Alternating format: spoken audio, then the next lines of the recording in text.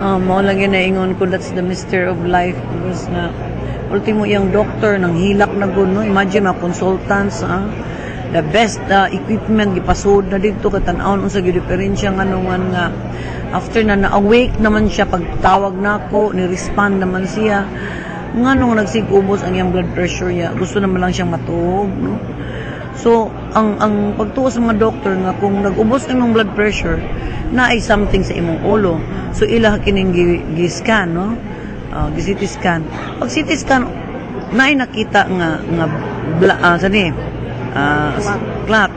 But to the doctor, it's insignificant paghihapon that causes the lowering the blood pressure. Nag-clot lang siya because ubos kayo ng blood pressure. So, muna nga, ang ilag yung doubt, zero in din sila nga, there might be a leak or a bleeding, pero asa man, no? Nalibog mga doktor nga, anong di man nila makita. So, what they did, naghatag na sila platelet, in support, kung may bleeding, at least makita man lang yun, no? Masuportahan yun nga, dili siya mag-lost blood.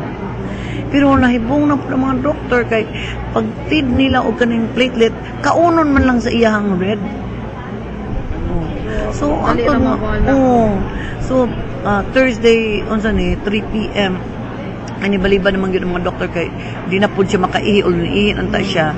Kay ang kidney dili man mo work ug wala gyud blood no pump dito. Tungod sa ubos pressure, blood pressure na dili yun. So nana ang ready ng ilahang dialysis machine para mo support po niya kay siyempre na may mga dextrose. So ginang ko sa doktor nga ug di yun yung mga tarong iyang blood pressure.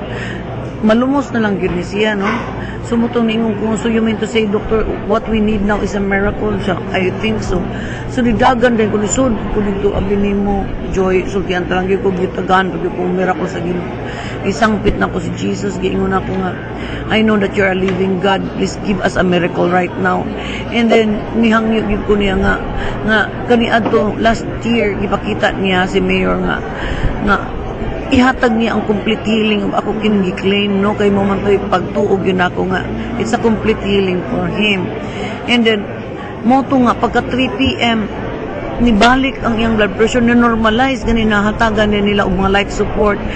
Ning duol gud ang nurse na ako, niingon nga, ma'am, continue with your prayers, kay nibalik ang iyang blood pressure. Ang doktor ganin iyang cardiologist, gihagkan gud akong kamot, ma'am, Mrs. Plaza, ang lakas ng prayer mo, no? Sabi niya, ang lakas ng prayer mo. So, happy na sila. Ako nagpapasalamat na po ko, nag-chaplet. Nitaas imong hope? Oo, nitaas akong hope.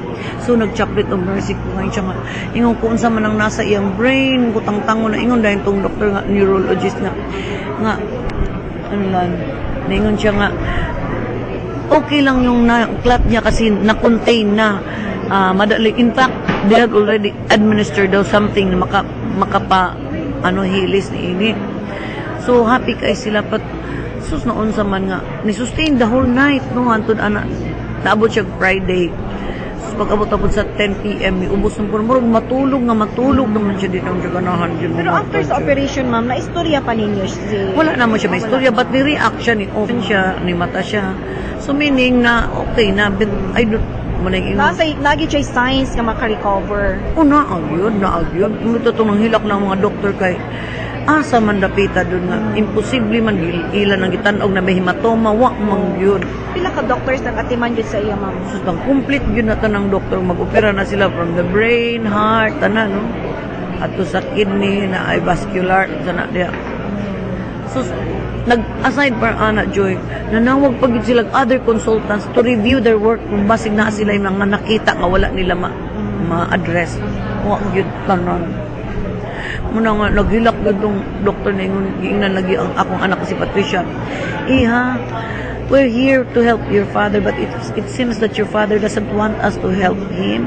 I don't know what really happened. Siya ang ni-give up? Marag ingon ana pero ingon ko sige bitaw kong singgit lang fight yun ayaw gid migbiyaing ko ihil na ka ni Jesus ginakugkuan yun pero ambi mo tadiyang naghinay lang siya kanatapok na ako mga anak nagampo na may nagpraising na may yun na ako na-realize na anang gabi nagkuan man nagmas na-anointed siya nangalawat akong anak mo nga mga donor niya sa Hector. After that, magsige na mag-istorya about Jesus nga nakita niya anang last year. Pag proud ka siya musulti sa iyang brother nga mauni gi-describe gyud Jesus. So sa ato pa ma'am maingon natong murag nanay premonition before nanay signs Yeah. pero wa lang nato makita. Wala, parang ako manggod ko nga, of course, it's Jesus, so ingon ko, so this will be a successful surgery. Pagsuod pag yun na, paghatod pag yun na ako, nang muntag nga to niya sa operating room, gagkan ako siya, ko, see you later. Ningon pag yun ako, lab, mayong tang magkita na po mi karon ni Jesus, kaya ako yo'y pinakakuan nga, swerte ko no nga tao nga nakakita yun kang Jesus. Ako po, pasabot ako, well, that's protection for him. Ngayon po ko nga maayo unta. No? Mapuy akong ingon. Sign gyud siya. Ano na siya ma'am no kanabang diha na nato siya makita nga sign dayto nga murag na namilit na sa imuha ma'am. Oo, lagi. Pero hindi man lagi lahit man ang ato interpretation. Kung ito nga, nakig-struggle yun ko, nakag-deal yun ko ni Jesus, nga Jesus, kung ayaw nang nimo si Mayor, imong tagag another chance because I will really claim that you had healed him already last year pa, no? And this one is the answer, complete healing, no? Akong giingon. Akong gi-promise kay niya nga mo adto ko sa barangay, kaming duha, we will spread the word of God, pero nagyud, no? In fact, si Randolph mo po, yung ingon po siya, mami, mali man niya to, mura man na itong gigo as Jesus. Sige lang, Jesus, makuhaon mo, bilikwaon si Daddy, we will really spread your word. Naingon ni Randolph, kabubot o naging sa ginugit o joy kay pero nami kayong katog straight lang yun makita bitaw nimo peaceful kayong no Dili siya in pain. wala gyud nung upana bitaw akong anak dayon sa doktor katong yang nephrologist nga did my father feel any pain? So if that can console you, iha, I will tell you nothing with any pain, wala jud kay tanawa ra gud on natug lang siya.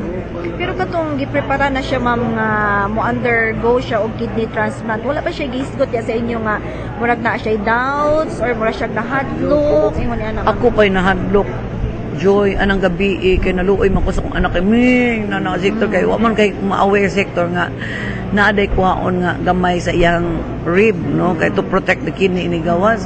So murag atrason akong anak naluoy kay ko sa ningon ko kang mayor nga lab puspong lang sa tingali ito ka naluoy man ko sa bata ningon dayon siya na ako nga naon niya malangan na puntaan na kay mo kumangita lang taglain na pong donor daghan mang mo donate no ingon na siya nga sito naman kay the best donor na ko kay alang po sa inyo sila man ang magka-match kay Yeah. being the not only match mato pa sa doktora tagsara ko no siya makakita og tao nga almost perfect ang duha niya ka kidney 80% ang usa, ang isa 80% ang filtration. So, bisag usa mabili nimo or usa mo mahatag dito, enough na gyud no filter sa hugaw sa tao. Kani kuno mo pasar na makikuno na nilang 40-50 kani pabagyud kuno. nga 80-90. Oo. Muna nga ang doktora ko na gyud siya kaayo nga okay na gyud si Hector para niya. Og dili sad mo submit kung wala po siya ma-check ni pass gyud sa tanan. Kana nag-normalize before siya gi-underwent. Last year ganin ingon ng doktor nga nisulti me about kanang kidney transplant. So, no, let's not talk about kidney transplant at that time kay ingon siya nga he is not a candidate. But this time ilag yung ingon nga he is already a candidate. Ready na gid siya. Ready na good siya. But I do not know what really happened along the way. Mula gito, naingon like ko, God's will na gyud. God's will kay ultimo mga doktor naglabad ang ulo. We have the best hospital, best equipment, best consultants. Ano siya mga last words sa imo ma'am nga murag tugon, murag na kay hint nga sa manil panamilit din mo sa ako. Dili man panamilit. Wala jud na, wala jud. Except na sa ubang tao na siya mga manifestations ng isulti ana. Pero ako sa akong kaugalingon, niatong August, murag na usay kadlawon nga, murag feel ko mingaw. Nga di ko na ako masabot. Kalit lang. Hindi na ako masabot ang ugaling maghilak ko. Ako siyang gakso niya. Magbasa na lang dahil ko Bible ba para mawa na ako. Samok man ta maghuna-huna ani nga naka. Kaluis Ginoo maay raman ang tao no. Karon ma'am nga wala na sa ato si Uli lang po ni akong naibaw nabantayan po niya nga. Mura siya si Superman. Iyang gidungan-dungan ng iyang negosyo, iyang ipang-plastar ang mga bata mo na. So kana yun. Kana lang po ako ma-recall na karon pero di manggod ko gyapon to kay simple murag normal ra po na tao nga mo trabaho ka.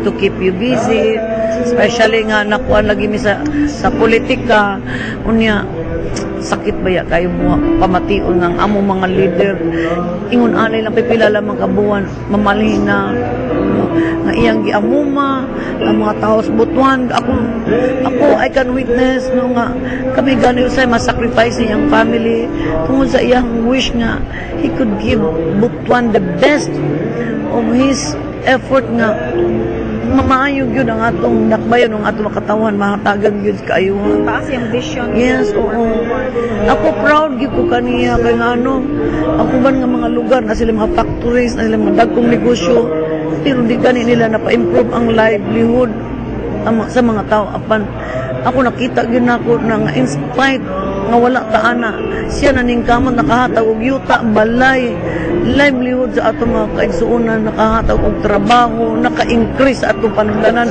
naka-increase pa gyud sa sweldo sa ato mga katawhan empleyado And even nga nala siya sa public life, di ba? Murakuan niya po siya, ma'am, no, sa mga tao. mo ni akong kasayangan joy mo na ingon ko nga katong bitaw na pildi ko well giinan ako kung asman na naluoy kay ko niya mga di siya makatuo